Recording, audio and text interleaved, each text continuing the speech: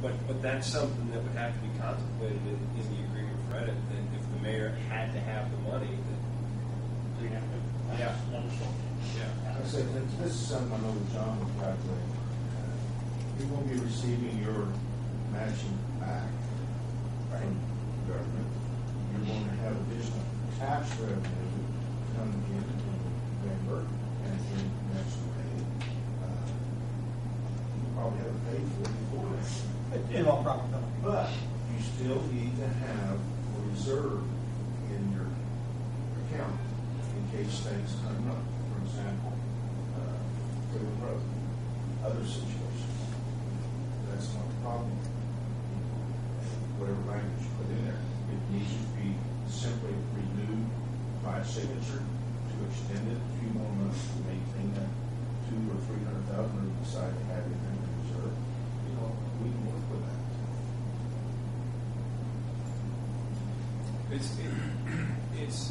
It will require a little bit more formality than maybe it could. Well, oh yeah, I mean, we're gonna have to approve it. We're actually have to approve an agreement, but the way that the mayor works with the redevelopment commission, and in return, there is an informality there, and there's a shared goal of developing the community. But for county purposes, for state board or county purposes, they're going to want to see that formalized agreement to know that when there's a pledge of money there, they can refer back to that document and know the terms of it. And I guess my suggestion would be, based on what you said, is that John to work up an estimate of what we would need. It would mean, like as you said, we're going to need to schedule a special meeting, but not only for ourselves, also there'll need to be one for the council, for the council to approve whatever that is. I think it would be pretty simple. The council, main thing they need to know is what is going on, why, how often, how much. Yeah, John, is there any chance that you could have ballpark numbers as far as what you would recommend by next Monday? That's the council meeting. I mean, that's a tough question. It's Wednesday night. We'll shoot for that. Okay. We would obviously wouldn't have an agreement by that time, but if we had an up to a not to exceed amount to run past council, that would be beneficial. And we'll shoot for that. It's a question of getting in touch with the right people to see what the numbers should. Okay. And I'd reiterate one more time, so everyone understands, if the money was all paid out and returned in a timely manner by the state, and the tax revenue comes in, paid by December like normally is, Lincoln Street is paid all. It's not that we're short of funds or that we're running over than anticipated. It's just the time of the refunding. But Mayor, I take a step further with John Julian said is that you actually cash flowed this. I mean, whereas most communities have to borrow and do a long-term debt, you essentially will have cash flow. You'll have a reserve out there in the event that you need money, but the reality is you almost paid for this as you went along. Pretty rare. One good example, 300 some odd thousand of that is because we had the city engineer. One thing to remember though, is some of the cost overruns that we're going to see at the end of the project. The contractor has submitted for a time extension. It still has not been finalized. There's a monthly rent for the office space that our inspectors and telephone bills and electric and all of that. And until that time extension is determined, we really don't know how much we're going to overrun on those items either. From a construction standpoint, we're awful close. But, there's some other things that might come in that we need to anticipate also as you come up with what dollar value you might want to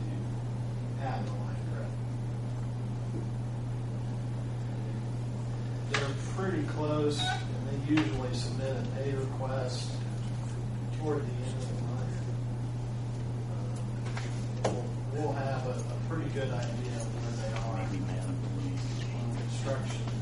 Because there's not a whole lot more to do on construction. There's a one-day overrun. We'll have a pretty good idea. And Ken, you made a good point on that for economic development. By using this edit money to support the Slate Street for a temporary period of time, people have already moved in onto the new section. New businesses pending. There are negotiations going on. And as soon as the south end gets done, there will be things going on there. Things I'm not ready to talk about. But this is what has happened because Main Street has been improved. So should we leave it like that, John? If you could shoot an email or however you want to handle it, let us know you have a number by Monday, and we'll need to schedule another TIF meeting sometime after that.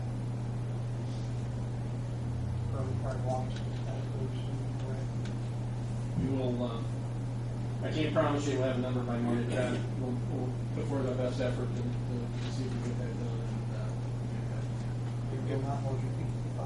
If that's the case, Ken, even if we just get a not to exceed on the high end, you won't need to do a joint meeting with the council. You'll be okay to, if council, yeah, I mean, the mayor, as much as a courtesy, runs this past council, is not required to, by law. I mean, he has his edit appropriated every year, and so he actually has the ability to spend it as he sees fit, but every year he's run it past council, so. We'll need to have our meeting too. But you will need, Take those out. yeah, we should absolutely have a special meeting, because the 29th comes too close. When that's the council, right? Correct. You can do it anytime after. Well, Well, it'll take some time to, the document has to be drafted. It's clear, we'll move this along as quickly as we can, and hopefully, the minimum having not received it or any other financial goals. that'll be great. Shortly there. Thanks, Jim. John, that takes care of the band portion of the session. One of the other reasons that I believe I asked you to come was because we're also talking about, and we alluded to it before, a new road to go into the extended area.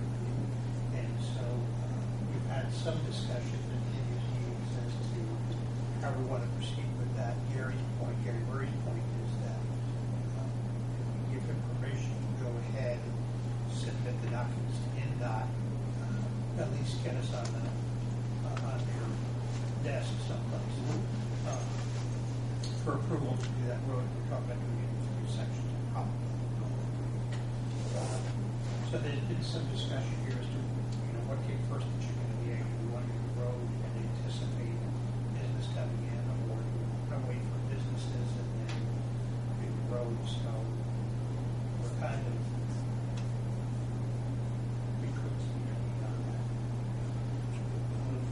As you know, for the years, I'm never shy of offering an opinion.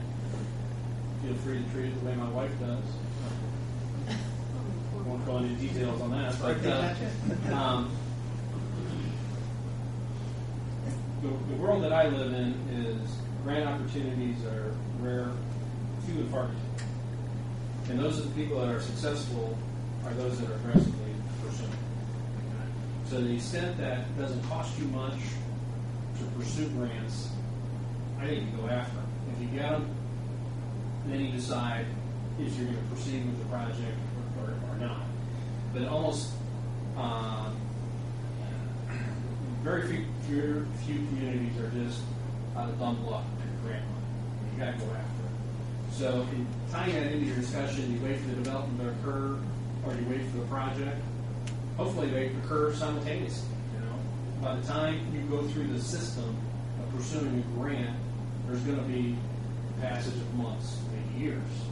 So while you're waiting for that grant to somebody to make a decision. Hopefully, development will occur out there, and you get the best of both worlds. That's my philosophy. So it's a question of, how do you go after those grant dollars? There's almost always going to be some sort of local match that's required. I think in your case, with the strong cash flow situation that you're in, and the mayor's mentioned this as a philosophy, and I think Tim did too, maybe somebody else in the room did as well, is that what you want to do is have a working balance, cash working balance. And for a community this size, with opportunities coming and going here, it's got to be more than $10. You got to have some money in the till as a working balance that you can say this is what we're holding here as in recognition of the local match that we may have to come up with if we're successful with grants.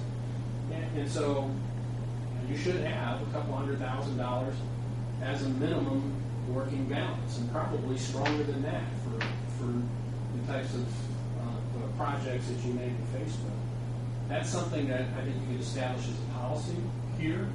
Nice things about policies are, if circumstances change, you can change the policy. But that gives you the platform to from an accounting perspective, show that you can make those matches when they're necessary, as well as just from the application process, know that you have resources committed to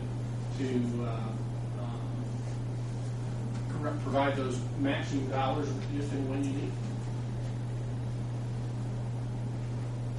The thing now, John, is when you submit your applications to anybody, you have to commit your local match. So if it somehow you do get that grant money in the first year, you've already committed that local match. Sure. Sure. And I think that's what kind of gives more a little hesitation, is that their financial position now, and then filing this application, requesting an 80% match on a project of X number of dollars, and they took their 20% match commitment on. Well, let me clarify something real quick. Match commitment does not mean cash in hand right then. It just means we're willing to go our share. Sure. We will do our match if we get. And so how do you do that? If you're like a lot of places and you're looking for two nickels to rub together, now that's kind of a problem. But you're not. You've got a strong cash flow. You should, as I mentioned earlier, establish a policy that maintains a minimum cash position with your in your TIF funds. And so when those circumstances arise, you're successful in a grant application sooner than you anticipated, you can describe that as best case scenario or worst case scenario, but depending on where you fall out on the issue, it's not a bad problem to have. And gentlemen, I have to say this. Any mayor with any common sense would do what they could to work with the TIF board to make what needs to be done by the redevelopment commission, because that's economic development, that's jobs. Even if you need other loans in the future, the edit money is there for economic development. It's not to say this is a one-time deal. It can happen. It's working together to make things happen. It's in the world we live in today, every governmental unit, local governmental unit, is struggling with more demands for money than they have resources available. And so all it really is a juggling act, and that part of that juggling act is making sure you've got flexibility, options, and so what we're talking about here, with this note and the participation of the administration with edit monies, and all of that tied up really just creates opportunities for different options. No doors are closed along the line, up to and including, the extreme that I don't know what circumstances would drive this, but 6 months from now, you could turn around and sell a note, a bond issue for, I lose track of numbers. What was our local match on this thing? $2 million, $2.5 million or something? 3.2. I mean, that's the extreme. You could replenish your coffers to the extent of $3+ million by just taking advantage of the ordinances that were adopted authorizing that long-term loan. Now, it's hard to imagine what circumstances would call for you to do that. But that's flexibility. You could borrow $3 million and take 20 years to pay it off. Understanding the mechanics of that creative financing, does any of that jeopardize qualification for the grant request? No, I think it enhances it. It's at least neutral, if not enhance it. They're not going to say you got to be involved in the aggregate.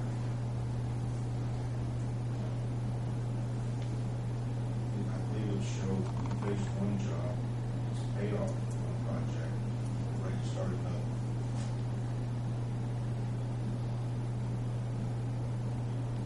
All right. We've invited the steering committee here that was selected to lay out the new road, approve the new road system in that extended area. I appreciate you guys coming. That steering committee, John, don't be lost. You may still pick your All right, brains. I'll Thank you very greatly much. appreciate That steering committee consists of Gary Murray, Kathy Reynolds, Dr. Tom Hunter, I believe Tom's on vacation, Roy Mitloff, and Lynn Wells, and Lynn Wells is not available. She's in the hospital. Appreciate you guys being here and your input on it.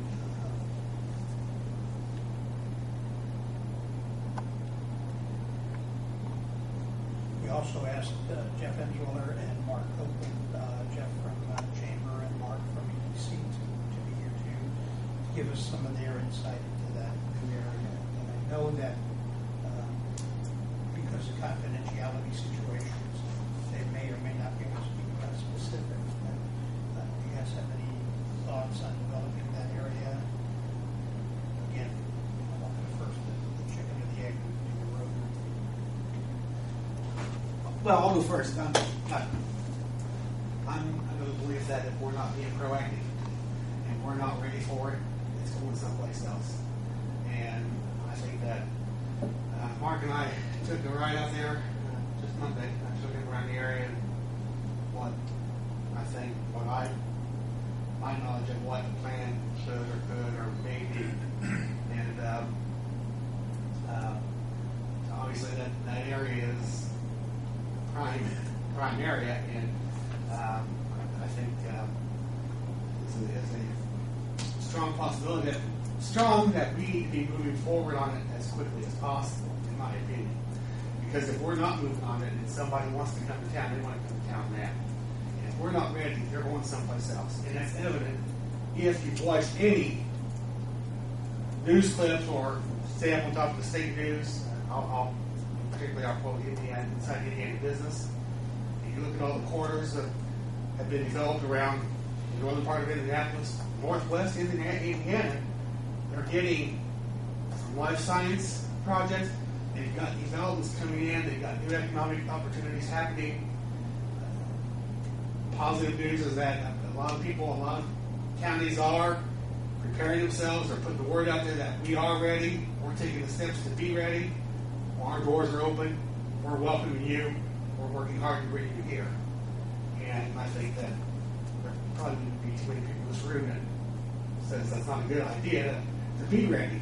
Now, you're right, and that there are things that may or may not be in the works that can't be discussed because of confidentiality. I know that Mark will agree with that. And you also have Mr. Whitaker here, who has involvement out that way that may or may not, I can't speak for him, shed some light. But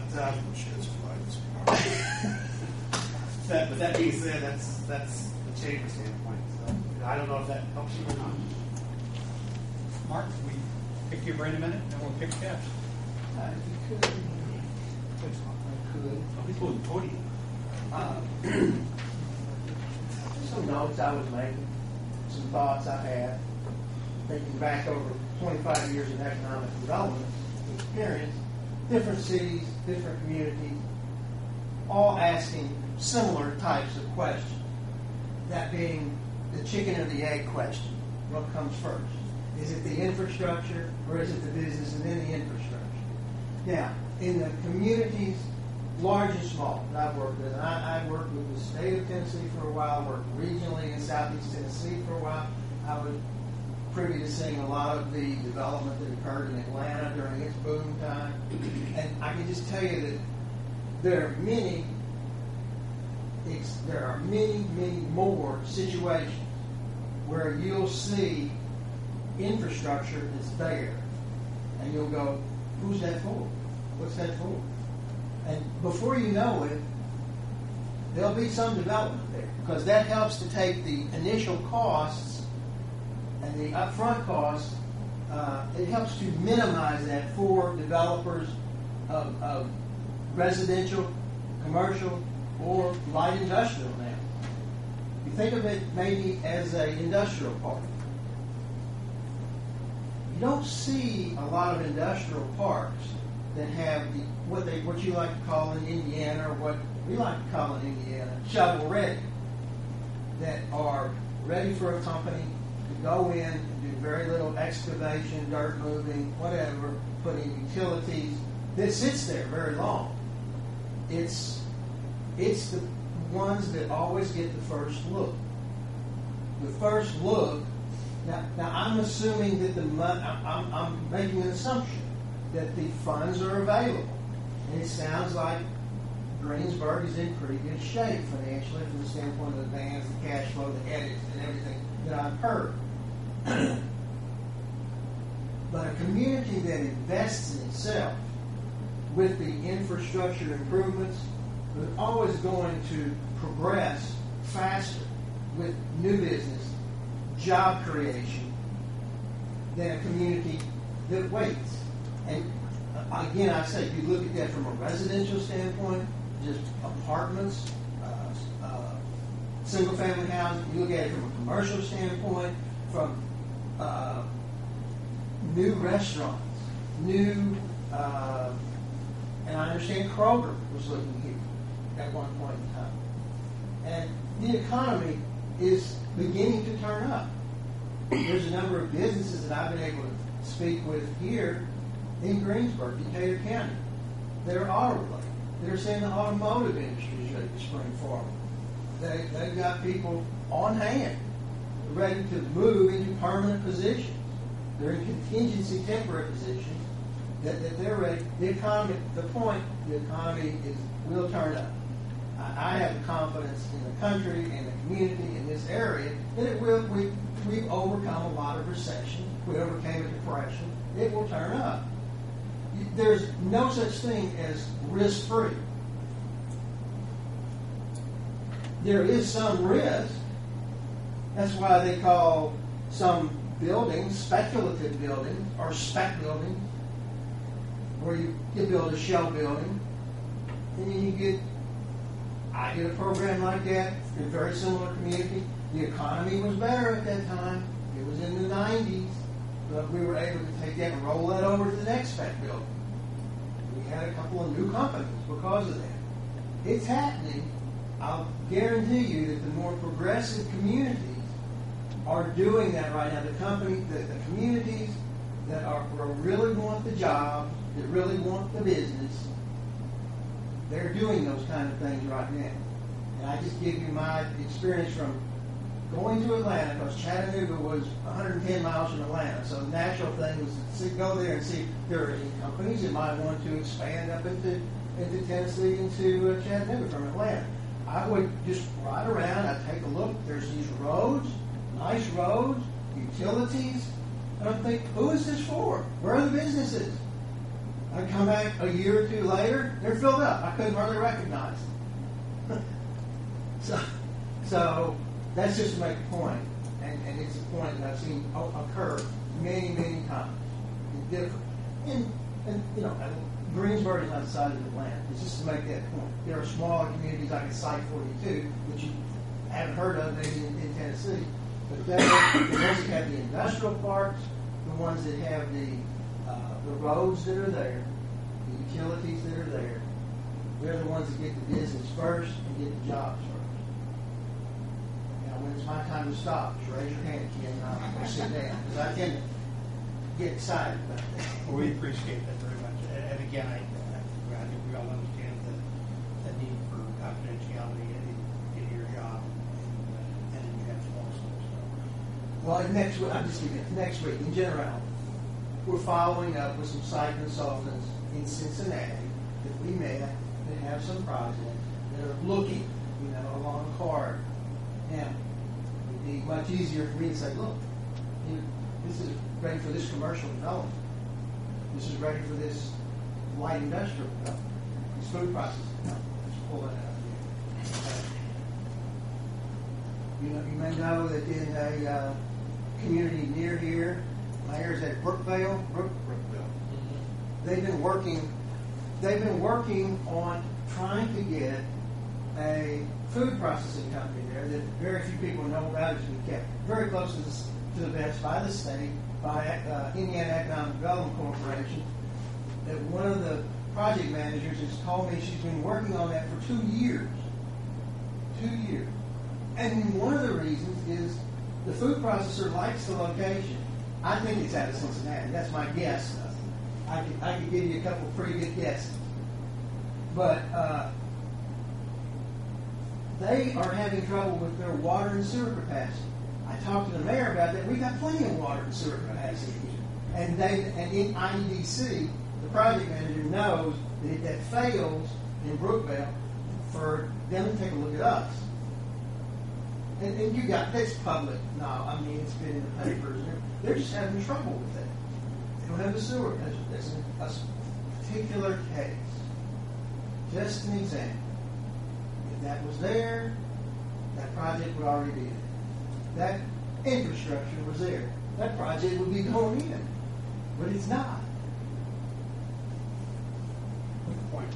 Thank you. Have either of you guys seen this Freeland Road corridor plan?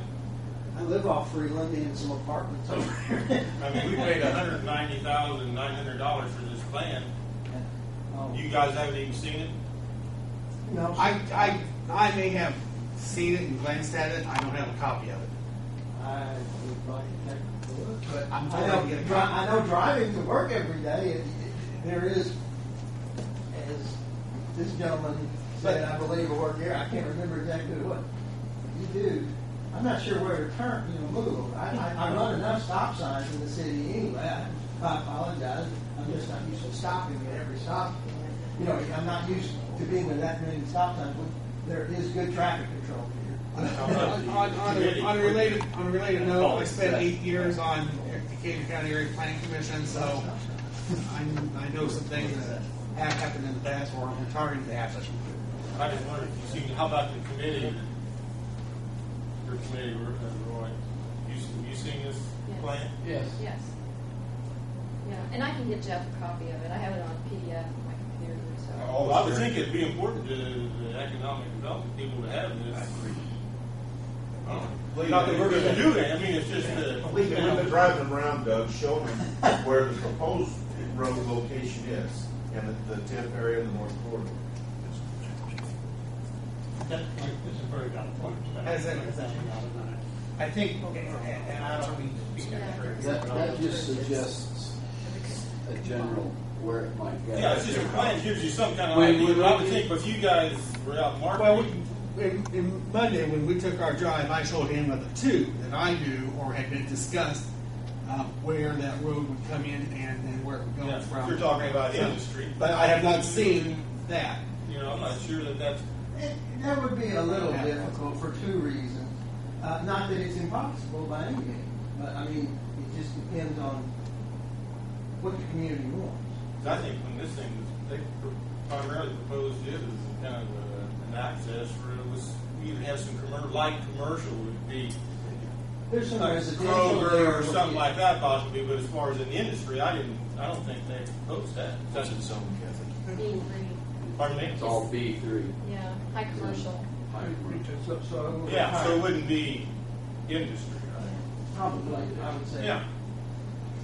If I may, if you go back to when I sat on the comprehensive plan that we did for the county and the city, I was on that committee too, and at that time, we just said that, okay, you know what, there needs to be a way around the north side of the city. We didn't be specific, we just said this needs to be looked at, okay, and one around the south side of the city. And it's progressed from there to where now we actually have a steering committee that said, okay, let's look at what we've got to move something to the north. Well, NDOT told us where we'll be on the north. They made one cut, and that's all we're going to get. So if you go out 421, you'll see where the cut is in the road. That road is going to have to end right there if we're going to bring it down to 421. If that's our goal, which we talked about that being something we would try. Then we looked at other ways to make that happen. Okay, you've got what County Road, what is it, 150? And you've got other things. We looked at Freeland Road.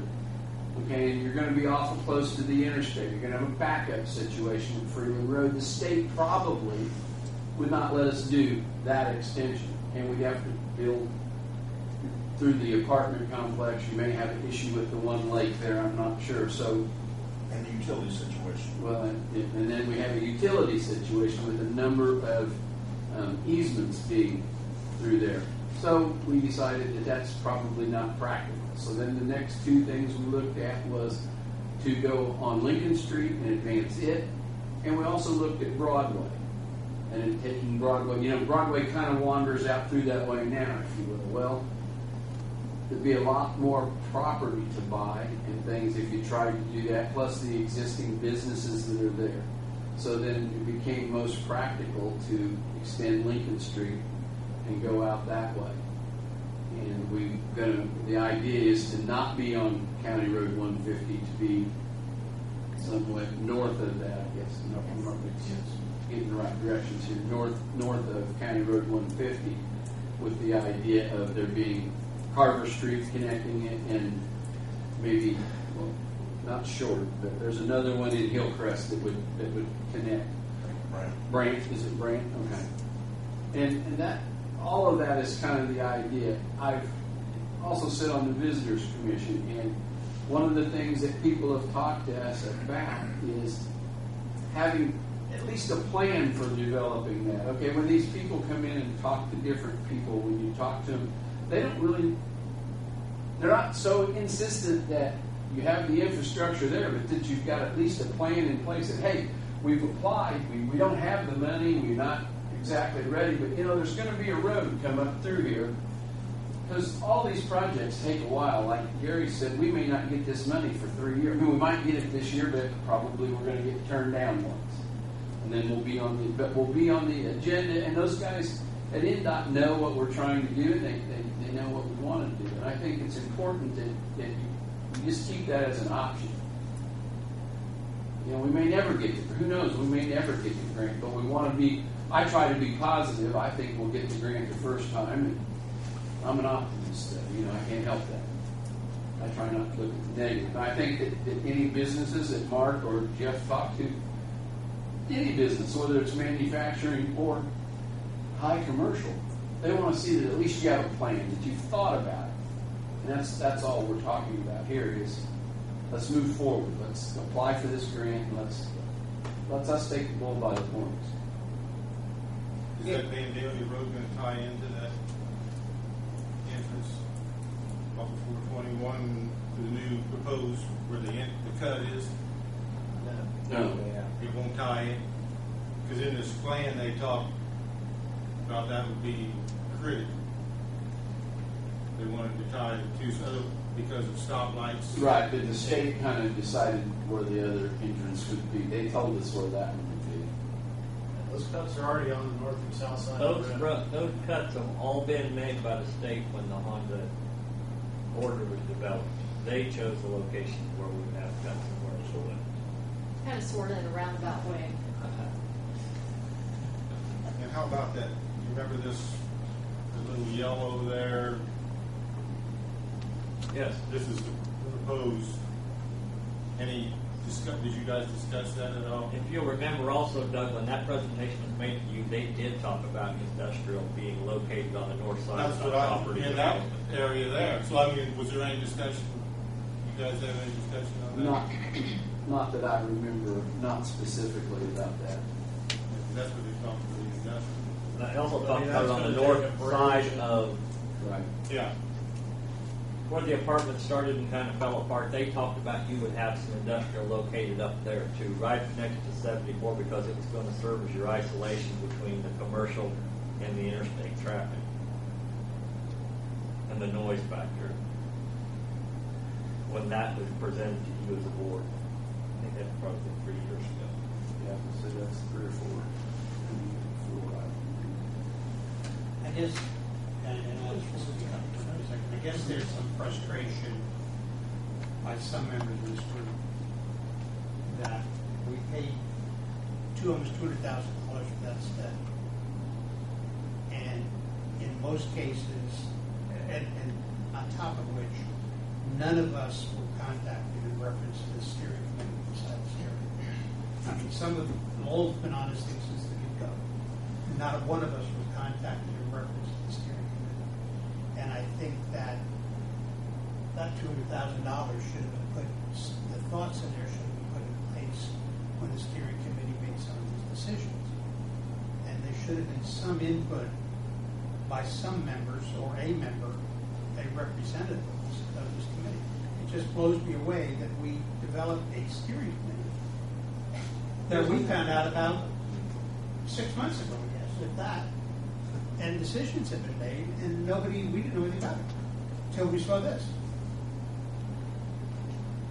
So it's a frustration level, and you can tell I'm one of the frustrated ones about it. I don't mean that in any way to discourage our conversation about the road and what we need to do and we want to proceed with the grant portion of it. But I believe that's part of Doug's reason for bringing that up. We spent good money to do that, and then Well, you're asking us to allocate money, and I don't know much about it. This is the second meeting, I think we've talked about it. I'm just trying to learn what's going on. You know, When was that study done? Just 2008. 2008. Who was on the committee that did that study? Well, this was HNTV done, engineering firm. but it was done at our direction. I think I've been in my position for a year. Mark's grandkid, 5 months, 4 months almost. Learning the names and stuff. We're working closely together. I think we know, if I get a lead from somebody that might be, or a company that might be interested here, that it's not a chamber's responsibility, I will let Mark know about it. I do what I can to help him out. I'm here for support for him. We gear more toward retail development and housing and things like that from the chamber standpoint. We're willing to throw our hands in wherever we're needed. But when I look at it, when I sit around the state at meetings for chambers, many of which still have economic development underneath them, many of which have tourism, many of which have Main Street underneath their umbrella, we are all separate here. That's beside the point. These folks continue to say that if you're not ready, you're missing the boat. Now, whatever it takes to get this area ready, from my standpoint, from our standpoint, I believe for the betterment of Greensburg, we need to be ready, or we can become Russian. And folks, spent 33 years and we're not going back. I don't think there's any disagreement on behalf of the board that about doing it. We just, But you might ask Mr. Whitaker here what. Wait a second. I'm just kidding. Can I respond? Sure. This is the 4th month since it's originally brought up. The 4th month. Don't count 1 month, but the council will coordinate and make sure. They started 4 months ago. You guys, the TIF board, approved to do that assessment with HNTV, correct? To do that in Yes, 2008. yes. That's correct. Okay, it died, right? Nothing was said about the TIF board. No. What do you mean adopt? nothing was said. You said you never knew anything that was going on about it. You know, I appointed a steering committee to try to get something rolling, to where you guys, they could feed you guys the information when they had taken the time so that you wouldn't have to do it. So they brought you their suggestion. You know, the ball's in your part. It's not that they discounted anybody or kept anybody out of what was going on. Now, if you wanted 3 members to come, we could advertise for those meetings, you know, that were going to happen. But I think they did their due diligence. They spent several meetings investigating and weighing everything out. There's several groups, and you know how government works. Several groups to do a job to feed the next group. And that's what they've done. They've gathered the information.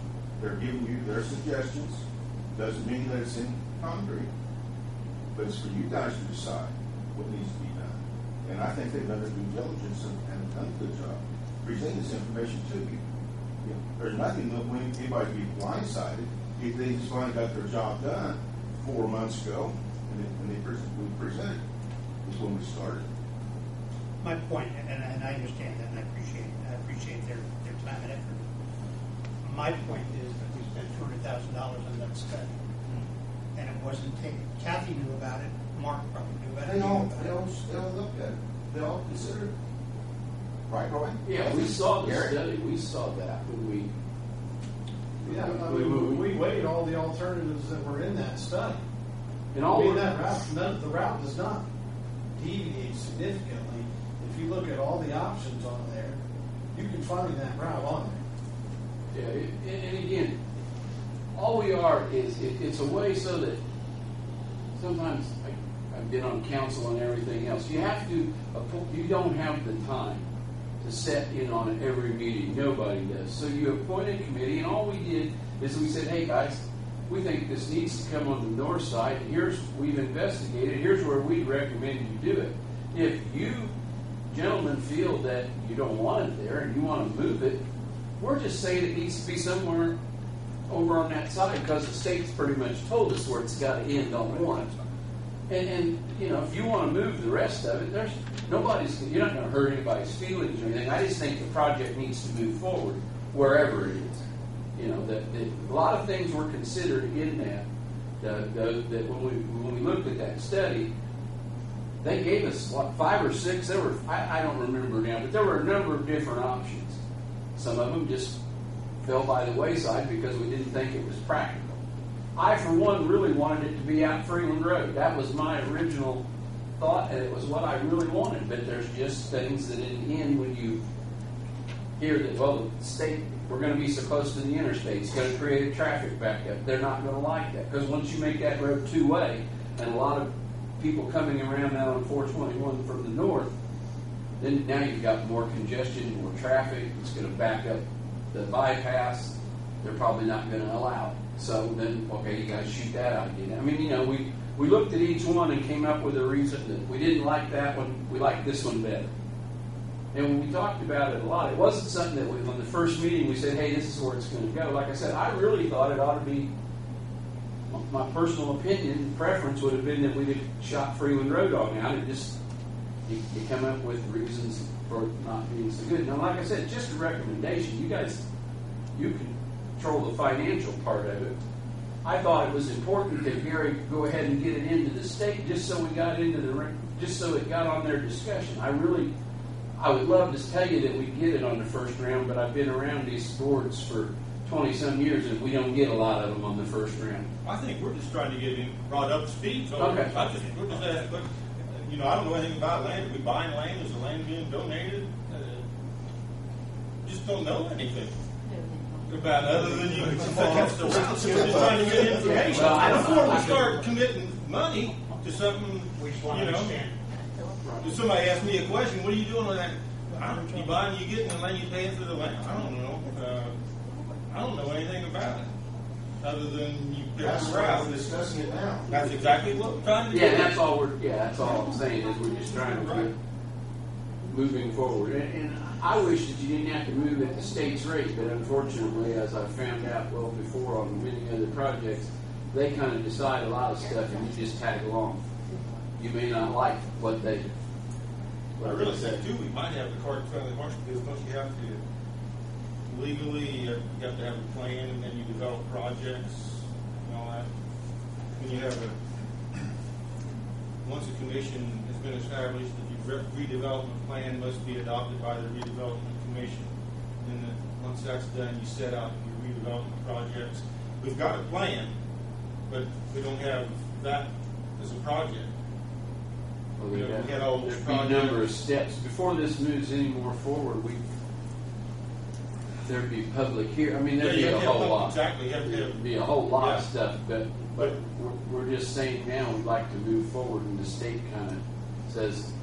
At one time, when I started out in this, you didn't even have to have the money or know anything about it. And then they kind of, I guess the state got burnt on a couple projects, and now they want to have a little bit more say on the money, or match part, that they know where it's going to come from. There is, John touched upon this earlier. One of the routes we may want to take as a commission is, and it has to be considered, and I think you have to get input from Gary on this, but you can pledge the money, put in for the project, and at some point in time, even if you're given the grant, you can still make the decision whether you wish to move forward. Now we've talked about this, there's some repercussions if you put in for it and you choose not to pursue it, that NDOT may look past you on future projects, but that gives you the time necessary to have the public hearings to develop this as part of it, whether that should be a redevelopment project, et cetera. I mean, I think the big issue, as I understand it, is just sort of getting on the list this year as opposed to next year, because you don't get it. For a month period, maybe sometimes once a year, sometimes twice a year, they have call for Group 3 projects, which were Group 3 city. And we can only apply during that month window. And the call for Group 3 projects is coming up. And the application's in FA3. It's done online, and you get preliminary drawings of what you plan on doing and how you might phase it. And it's given to NDOT for their consideration for funding. Like I said, most of them don't get funded the first time around. We're just wrapping up a federally funded project in Lincoln Street. Next year, we're going to wrap up a federally funded project in Bend Valley Road. It's not an endless pot of money, but unless you're in front of them and they know you want to do something, and you've got a plan in place to try to get it accomplished, the second time they're like, hey, they're on board. They know what's going on. They've got a plan. And gentlemen, because of people like yourself, this board, we have a good relationship with NDOT. We took on a job, you guys took on a job, and you've been successful. It's going to be paid for at the end of the year, and it's going to be finished. It's a good job. Everything went well. We had another situation with Van Diller Road. We received another $850,000 on it in the last couple of years. To do that next year, which is not a commission project, but it's another deal we're dealing with NDOT, the federal government. It shows that we're doing, that we are a frugal city, but we also have the finances to get the job done. And this is another project, the third one, with the fourth road extension there. They see what we're doing. We're trying to be progressive, and we're being frugal about it, and we're financial things. We get it done. So they have faith in us, because we deal with the Seymour district. I think it can happen. Maybe sooner than 4 years, because of the relationship that we have, the experience we have with them, the experience they have with you guys. It's all in our favor. Mark, I asked you to let us replace you with Mr. Whitaker and get Jeff's feelings on your development out there. I will relinquish. I appreciate it. I like He it. limited to 5 minutes. He's like Scott in a lot of ways. Well, I don't know, just listening to your meeting, I guess my take on the first thing that was said, the chicken or the egg, I'm going to tell you, everything beyond the bypass is there because of mainly 3 people in the Chamber of Commerce that took the initiative and the risk to shell out a few $100,000 and eventually on my part into millions to create all the infrastructure that's out there for all the businesses that are currently there outside of the new $125 million highway that we have going out to the Hump plant, and a couple other local guys, in which nothing would be out there but corn and beans. As 4 mayors ago, well, no, 3 mayors ago, but 4 terms ago, I was told that's all it would ever be, but I wouldn't listen. I just went ahead hard-headed and said, hey, I got to feed my family with something, so this is what I'm going to do. Most everybody in here knows all about it. Anyways, so as far as that part, 10 years later, my feelings are, and as will always be, if you don't do it, they're not going to show up and just say, man, I wonder what you would do with that. If you have a plan, people can come, people that want to invest can look at what you have, and then they can call their designer, their engineer, say, what can you make fit on this 30 acres? This is what it's at, this is where the road's at, this is the connection, this is the utilities, what can we do with that? That's how it will go. No other way, shape, or form. Just empty blank fields, it ain't gonna happen. So, and that's solely from experience. So that should sum up the chicken and egg thing. As far as cost of development, there again, 3 mayors ago, 4 terms ago, I offered at that point to donate land to put that artery through, which I went to NDOT and had those 2 road cuts approved on US 421 when I bought the Neiman Farm 10 years ago. And Jim Moody at NDOT, still, when they were planning their $125 million highway expansion through there out to the plant, I called Jim, I said, Jim, my cuts are here. You've approved those. He sent letters to people to whom it may concern. This is where these cuts are going, gave them the coordinates.